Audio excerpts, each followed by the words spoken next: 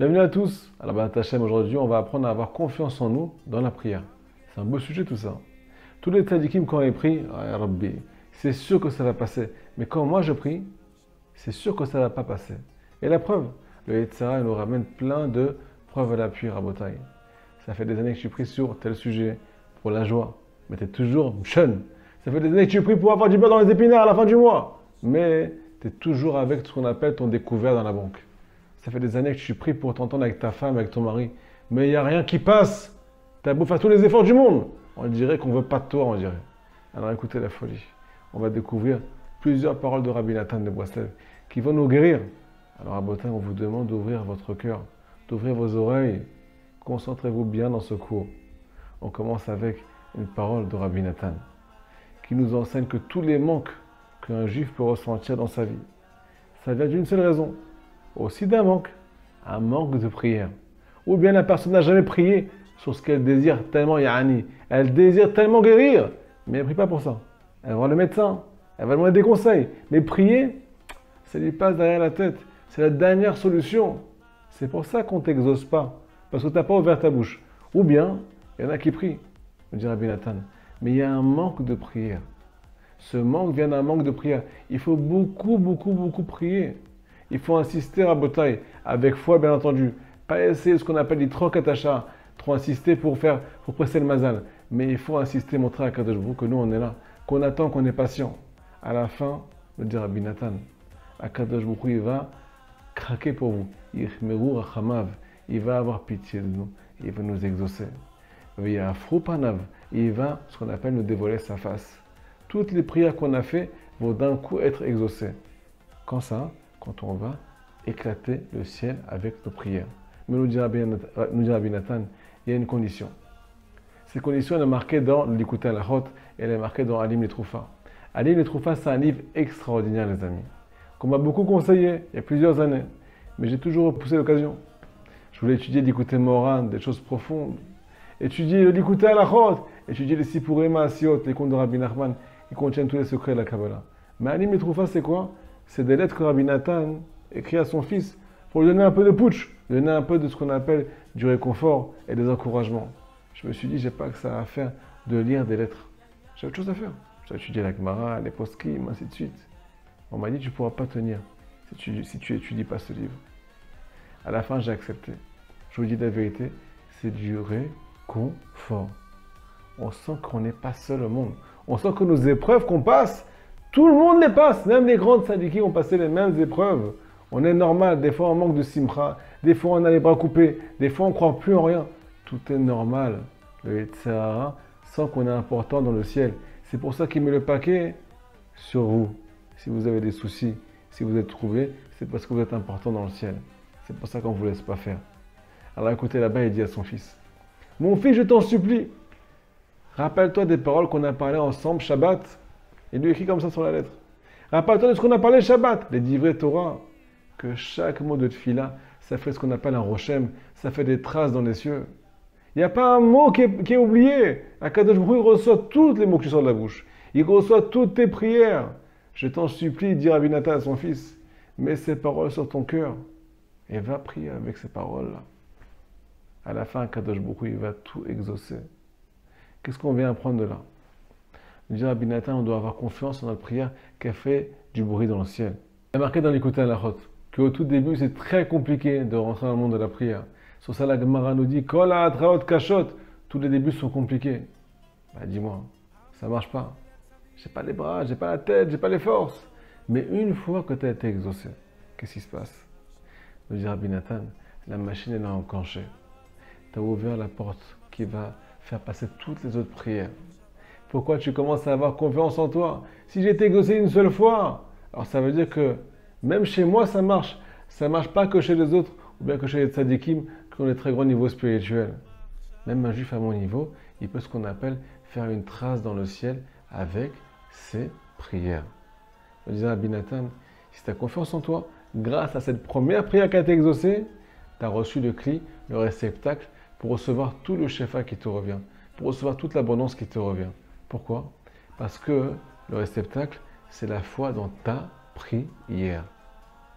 Si tu viens chaque jour avec cette foi-là, grâce à la première prière, tu vas ouvrir toutes les portes du ciel. Alors maintenant, j'ai une question pour vous les amis. On pourrait se dire, est-ce que Hachem exauce tous les juifs? Ok, ça a marché une fois, puis que ça n'a pas marché la deuxième fois. Surtout si, ce qu'on appelle, j'ai fait des fautes. Des fois, un juif, il ne se sent pas méritant. Pas du tout méritant. Il a fait des fautes qui sont très graves. Peut-être des fautes qui peuvent empêcher la prière de passer, Chas v'Shalom. Je vais vous ramener une petite histoire dans la Gemara. Une histoire très connue. L'histoire de Ménaché, le roi Ménaché, qui a fait les pires des choses dans sa vie. Il a fait ce qu'on appelle de l'idolâtrie. Il a fauté de tout son cœur, de toute son âme. Mais pas seulement ça, il a aussi fait fauter tout le peuple d'Israël. La Gemara nous raconte dans Sanhedrin que un jour, il a été attrapé, ce roi-là. Et ils l'ont mis dans une casserole à bataille, dans une immense marmite. Ils ont allumé le feu en dessous. Ils ont fait cuire le roi Ménaché. Et là, bien entendu, il a commencé à hurler. Il a commencé à prier à toutes ses idoles, toutes les idoles qu'il a servies toute sa vie. Il a commencé à hurler. Bien entendu, personne ne lui répond. Elle n'existe pas. Il n'y a aucune force dans ce monde à part Akadosh Baruch Hu. Quand il a vu que personne ne lui répondait, qu'est-ce qu'il a fait? Il a eu le réflexe que chaque juif de ce monde peut avoir quand il est en détresse. Il a commencé à prier à Hachem. Et là, il lui a dit quelque chose de très particulier. Vous allez être un petit peu choqués, préparez-vous. Il lui a dit, mon Dieu, si jamais tu m'exauces, tu me sors de là, je fais teshuva. Mais si tu ne m'exauces pas, alors tu es comme toutes les idolâtries. Tu vaux rien. Alors écoutez, les anges, quand ils ont entendu cette prière de Ménaché, ils ont fermé toutes les portes du ciel, toutes les fenêtres du ciel, pour pas qu'elle arrive devant Akadosh Baruch Hu. Mais qu'est-ce que Hachem a fait? La prière du rachat. Celui qui a fauté et fait fauter. Des choses qui sont impardonnables. La faute la plus grande de la Torah. Pas comme nous, on est aujourd'hui. On est un petit peu fatigué. Des fois, on essaie de se retenir. Ça ne marche pas. Mais on se reprend à chaque fois. Lui, il a tout fait contre Dieu, mais méside. De façon, ce qu'on appelle, il a fait ça avec tout son cœur, en fait. Il s'en foutait de la tchouva. Akadosh Baruch Hu, quand il a entendu cette prière, il a fait ce qu'on appelle un petit trou en dessous du trône céleste pour que cette prière passe. Et que les malachim, que les anges ne l'interceptent pas. Qu'est-ce que Akadosh Baruch Hu a répondu aux malachim, aux anges? Il leur a dit, si jamais j'exauce pas la prière de Ménaché, le Baal Tchouva, celui qui vient avec des pensées de repentir, si tu m'exauces, je fais Tchouva. Si tu m'exauces pas, tu es comme tous les autres idolâtries. Si jamais j'accepte pas sa prière, alors je ferme la porte à tous les gens qui vont vouloir se repentir. Est-ce que vous entendez ce principe-là? Peu importe qui on est, Akadosh Baruch Hu, il a le cœur ouvert. Il faut juste croire en notre prière avec un peu de hazout, avec un peu ce qu'on appelle d'audace. Les tzadikim qui posent une question extraordinaire sur cette Gemara, les amis. Pourquoi tu as exaucé la prière de Ménaché à Akadosh Baruch Hu? Je comprends un juif qui tombe, qui fait une grave faute et qui se reprend et qui après il retombe. Et il se reprend encore une fois, il fait tchouva et il retombe et ainsi de suite. Je comprends que tu veux bien recevoir sa prière. Pourquoi? Parce que lui, il ne fait pas exprès. Il est séduit, tenté à chaque seconde par son etc. Mais il n'a pas envie de fauter. Mais Ménaché, lui, il avait envie de faire du mal. Toute sa vie, il avait envie de faire du mal.